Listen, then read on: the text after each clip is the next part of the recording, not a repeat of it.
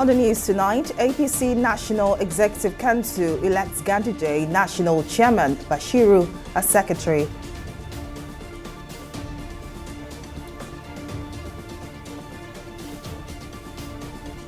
Nigerian troops gun down 36 terrorists, arrest 137 gunmen in 2 weeks.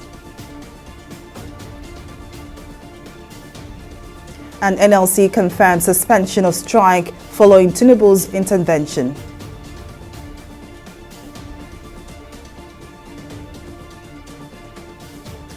Many thanks for joining us on News Now. I am Folashade Ogurinde. The National Executive Committee of the All Progressives Congress, APC, has elected Abdullahi Ganduje, former Kano governor, as the party's national chairman. Ajibola Bashiru, former Senate spokesperson, has also been elected as the party's national secretary. The officials were elected today during the party's 12th National Executive Council meeting of the party. Speaking at the meeting, President Bola Tinubu urged the leadership of the All Progressives Congress, particularly elected officials, to remain committed to good governance, which will re-engineer the economy and political landscape of the nation.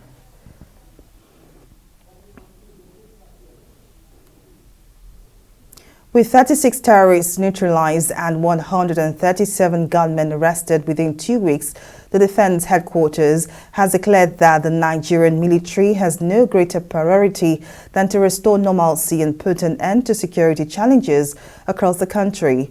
The Director of Defense Media Operations, Major General Edward Buba, made this known in Abuja on Thursday while giving an update on the activities of the military and other security agencies.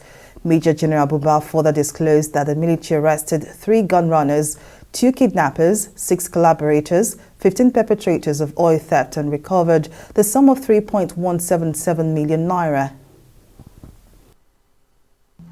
As at today, and in the last 1 week, the military neutralized 36 terrorists, arrested 137 gunmen, 3 gun runners,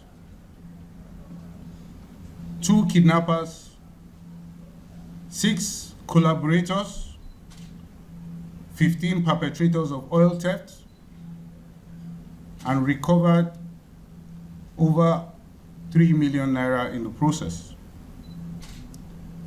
We have also rescued 140 kidnapped hostages. This speaks to our intention and to our commitment as a force. Following intelligence of the infiltration into Maiduguri by a wanted collaborator and a logistician of the terrorists, troops conducted a sting operation. The operation was successful and the suspect was arrested.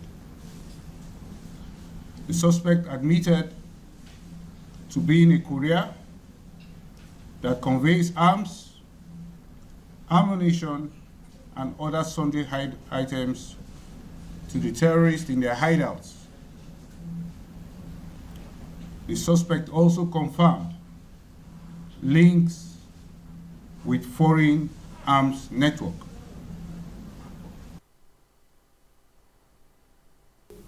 Organized Labour says it has called off its nationwide protest on the removal of petrol subsidy based on the promises made by the federal government.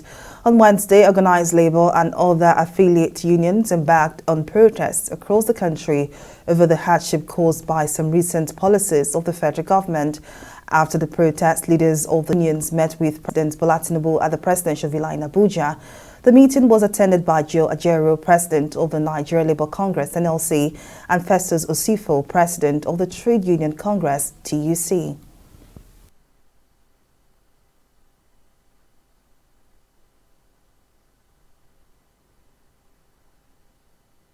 Issues are the same issues that led to the protest. He has expressed his position, made some commitment, which were taken side by side, with what the National Assembly said, the Senate said, and we're taking it back to the office with our colleagues there to review it and release a document on our next line of action.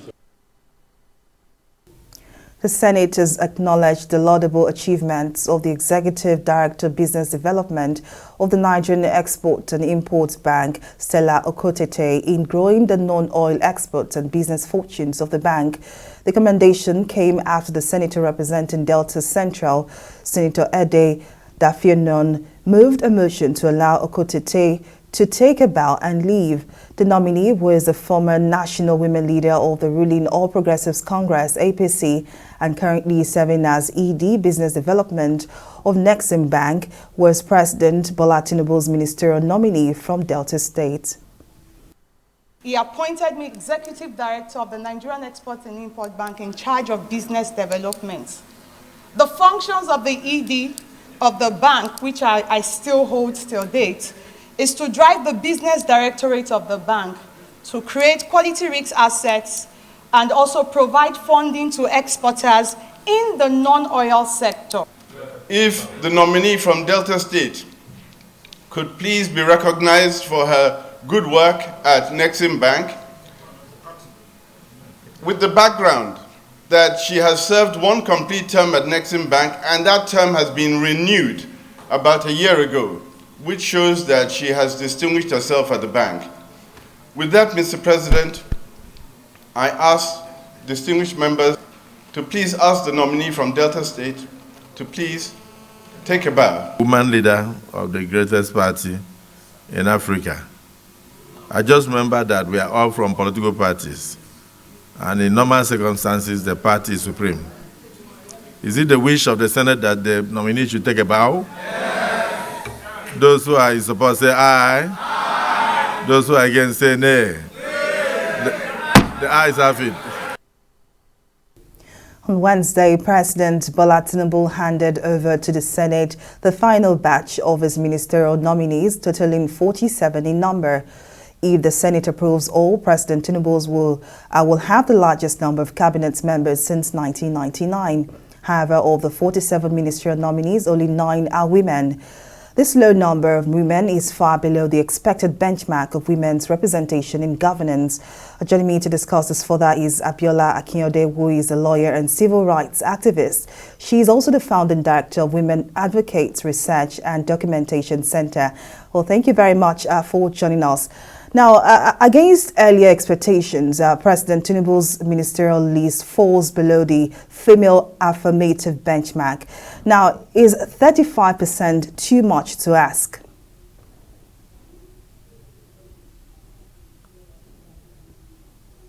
Because Mr. President, when he was campaigning, had that as one of the manifesto promises, and we thought that with that kind of promise, it would be able to deliver on that. So we were shocked that we were even not up to 20%, as one would have expected. So, and also given the fact that the government is also committed to the national gender policy, which allows for 35% women representation. So we were really shocked and surprised, also given this antecedent in Lagos. So what really happened? So women are not really happy at all about this development.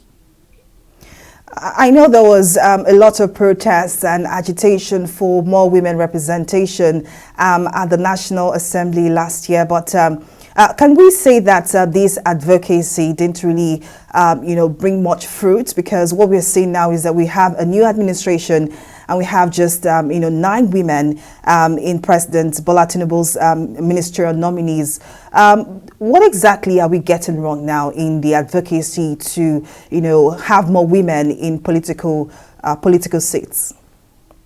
Yeah, we have realized that in countries like Rwanda, Kenya, where there has been increase in the last few years, it's also because the constitution really allowed for it. We had pushed for policy, and that's why we have a national gender policy. The constitution is the ground norm of any society, and that's why we are insisting that this should be a constitutional provision. If the constitutional amendment had taken place, and we have about 35% in the constitutional provision, we wouldn't have what we are having, currently. So we believe that we would have to lobby and work with the current regime to make sure that that is included in the constitution, and with that we would have a better political representation. So the question I want to ask you now is, what's next now for advocacy to ensure that more women are involved in political office? So what's the next move now for advocates such as you? Well, the next move is for us to insist on the 5 gender bills that has been before the National Assembly before now. It's for us to also insist that we're already in court and we were able to get judgment against the federal government for 35% affirmative action. The federal government had gone to appeal. So we're in court. We do hope that the appeal will become successful. And if we have a successful appeal, I believe that would, to a large extent, support the cause of women. We will continue demanding. We will continue to ask the current government to expand the number of women in the appointment that is going to make, and we will also continue to insist that they should increase the number of women in governance. Well, indeed, Abiola Akinode, Founding Director of Women Advocates Research and Documentation Center, thank you very much for your insight. It's a pleasure. Well, we'll take a break here, but still to come on News Now. Biden calls for immediate release of Niger's Bazoum.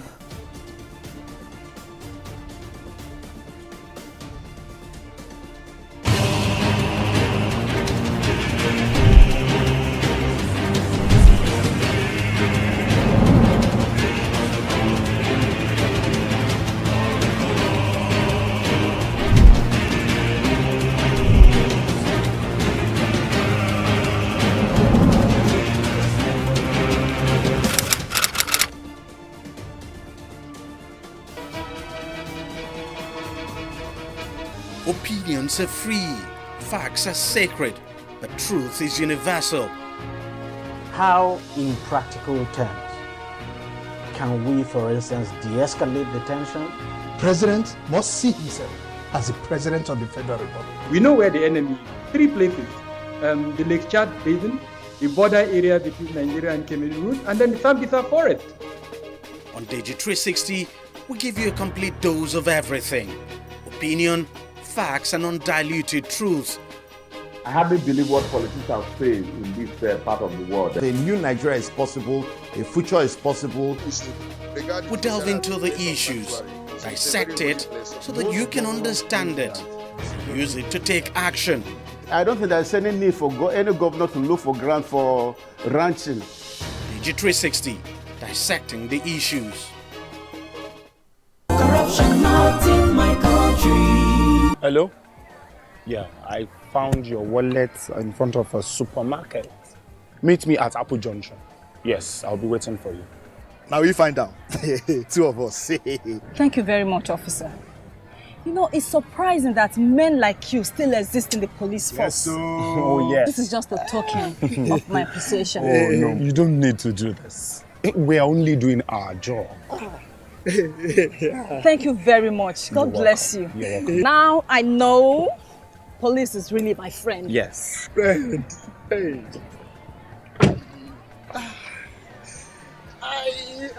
Which came out with this one? I don't understand. You know your problem. You are greedy.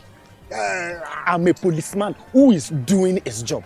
All forms of corruption in the force, not in my country. Corruption not in my country.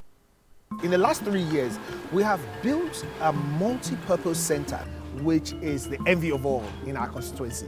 And I can tell you that the people who are living there are already enjoying it. Guy, do you think what this man just said is true? See, I seriously doubt. I'm sure it's one of those their silly lies. Wait, do you know there's a way to find out if these things he's saying is true or not? This is the Construct app. It gives people like us a sure way to track implementation of constituency projects. It gives valid and verified information on location of projects, amounts allocated, amount funded, the level of job done, and even the profiles of concerned legislators. you and I can post directly on this app. Are you serious? This is the GoTour app. If you want to know how our Commonwealth is being expanded by the government. Wow. Let's even see if what this man said is true. Show me. The Construct app is developed by Other People Nigeria with support from USAID and is available on both Google Play Store and Apple Store. And it's true. Of course, I told you.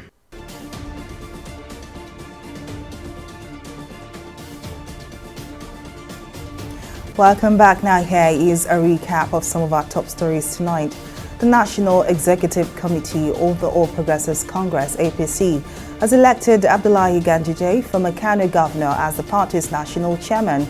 Speaking during his acceptance speech, Ganduje thanked President Bola Tinubu and promised that internal democracy would prevail in the party during his tenure.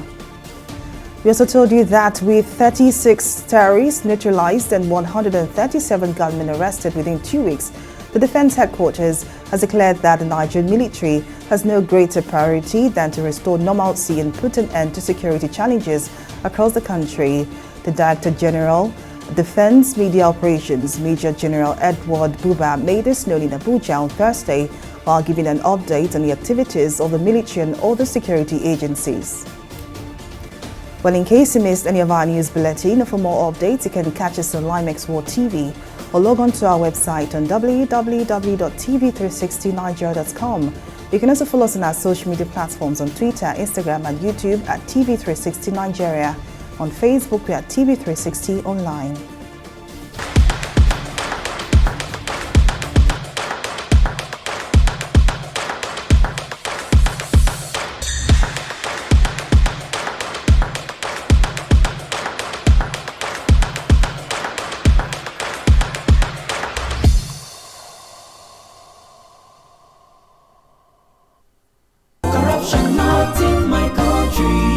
Hello? Yeah, I found your wallet in front of a supermarket. Meet me at Apple Junction. Yes, I'll be waiting for you. Now we find out. Two of us. Thank you very much, officer. You know, it's surprising that men like you still exist in the police force. Yes, oh, yes. This is just a token of my appreciation. Oh, no, you don't need to do this. We're only doing our job. Thank you very much. God bless you. You're welcome. Now I know police is really my friend. Yes. Friend. Hey.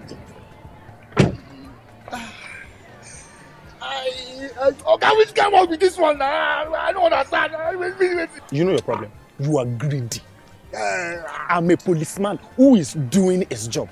All forms of corruption in the force. Not in my country. Corruption not in my country.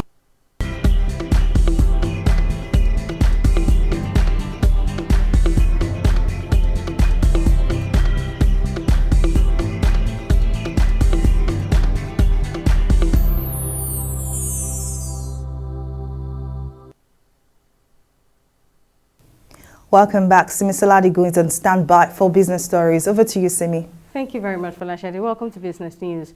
In recent months, many Nigerians have had to face hard times as they continue to battle multi-dimensional poverty, high cost of living. The removal of petrol subsidy by the President Bola Tinubu administration has also aggravated the prevailing economic downturn, which is biting hard on the citizens.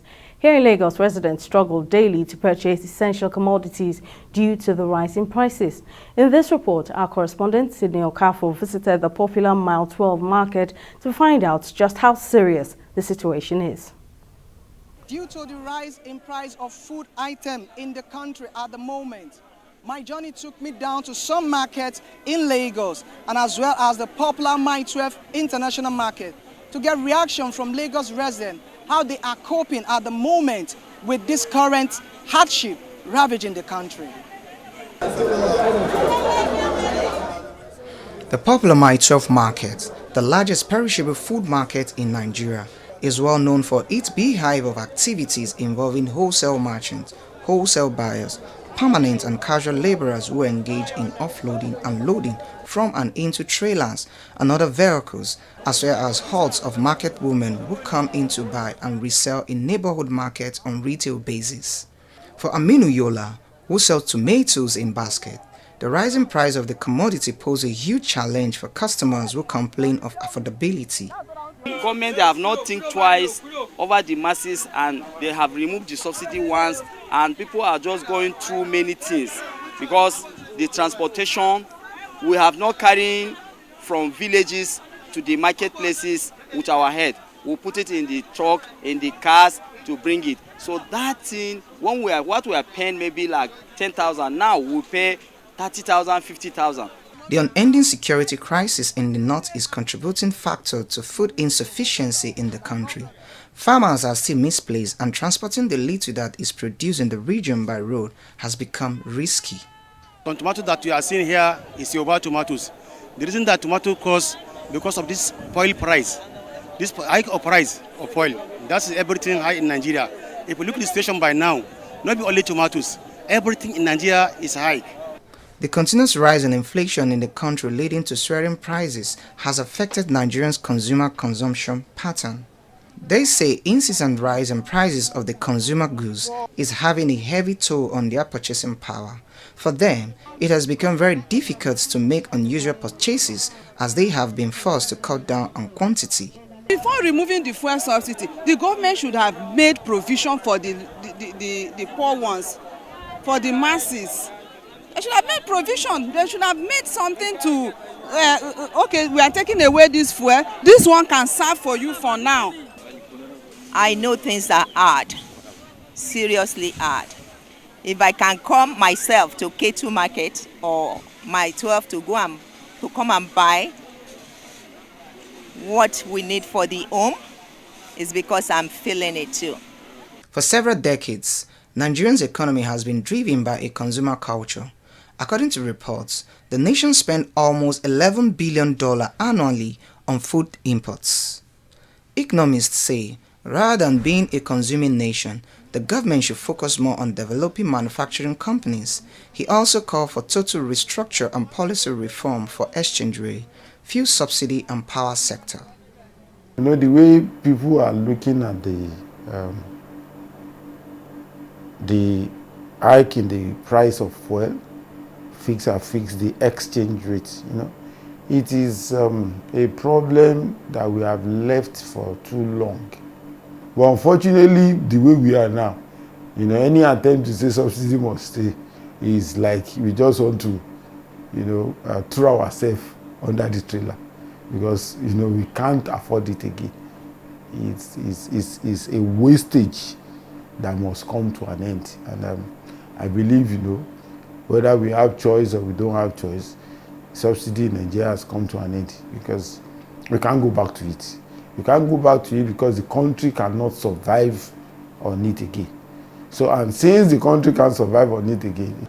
As part of measures to tackle Nigerians' poverty rate pegged at 12.9%, according to the Global Food Security Index, the federal government declared a national emergency on food security on July 13, alongside plans to roll out palliative to cushion the effect of petrol subsidy removal. Sydney Okafor, TV360 News, Lagos. We'll take a short break here and return with stock market reports. Stay with us.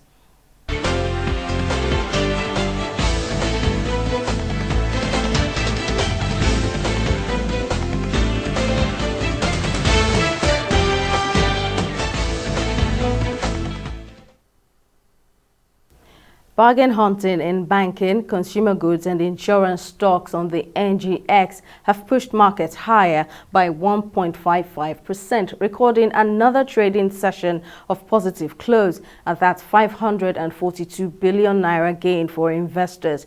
At the close of the trading session on the NGX, it's the all-share index and equities market capitalization increased further to 65.263 basis points and 35.5 trillion naira. Now, PZ Cussons led the market's leg of advances after its share price rose by 10%. It was followed closely by Nigerian Breweries, which also increased by 10% as well. Thursday's data shows a 35% improvement in volume, 19% improvement in turnover, and 14% improvement in deals. Now, the same cannot be said for our select foreign stocks. All three of them, the UK's FTSE, US Dow Jones and Japan's Nikkei, closed in the bears. Global markets reacted badly to Fitch Ratings downgrading the US long-term credit rating, which sparked a sell-off in markets. That's the stock market report. Back to you, Folashade. Well, many thanks to Ms. Lap for that update. And now to the foreign scene. U.S. President Joe Biden has called for the immediate release of Niger's elected president, Mohamed Bazoum, and for the country's democracy to be preserved.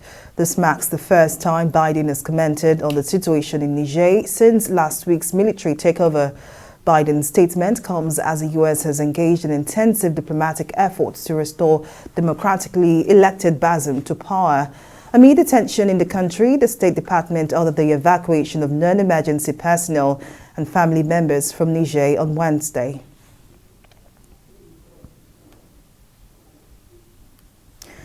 And now to the sporting world. Chairperson of the Nigerian Women's Football League, Aisha Falode, has clarified that FIFA will still pay the 2023 Women's World Cup prize money through the country's federation. This comes following a video where the FIFA Secretary General Fatma Samora had reportedly said the world's football governing body would send unpaid allowance to the country's women's football team to the players directly. Every player participating in the World Cup group stage is expected to earn $30,000 and will increase to $60,000 in the second round of the competition. As the knockout stage of the FIFA Women's World Cup Australia and New Zealand 2023 gets underway, football of the highest caliber has been played on some of the best pitches on the planet by combining local knowledge with decades of FIFA expertise. In an interview at Eden Park, Christensen speaks with pride about the demanding work his team have put in over the past 2 years and the effective partnership with FIFA's experts. FIFA pitch venue manager Keith Kent also described the Eden Park ground crew as exceptionally good, only requiring a watching brief from the FIFA experts who provided the guidelines to get the pitch ready for the FIFA Women's World Cup. Well, the beauty of this tournament is that we're actually set up for football for a long period of time. So we've had a little exclusion period at the beginning, and now we're sort of in this 9-game sequence, and we're enjoying that. Some of the other months of the year we're chopping and changing between codes and concerts pretty quickly, so we're challenged to flip the field from one event to another in a pretty short space of time. But at the moment, the beauty of FIFA is we're locked in that football sequence, which we're really enjoying. The standards are a good ball roll, even bounce, good cut of the grass.